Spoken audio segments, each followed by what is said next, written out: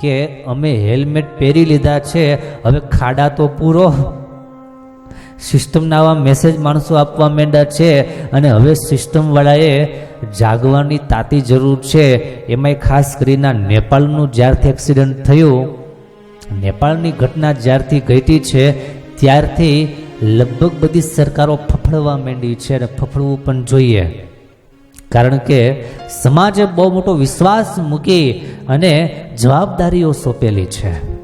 એ જવાબદારીઓ નિભાવવાનું કામ, ભ્રષ્ટાચાર મુક્ત સમાજ બનાવવાનું કામ, ભ્રષ્ટાચાર મુક્ત સિસ્ટમ બનાવવાનું કામ સરકારનું છે.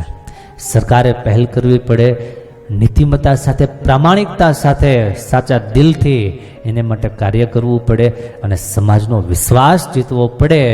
બાકી ઠેક ઠેકાણે નેપાળ જેવી પરિસ્થિતિઓ નિર્માણ થતાં હવેના સમયમાં વાર લાગે એવું નથી. નેપાળની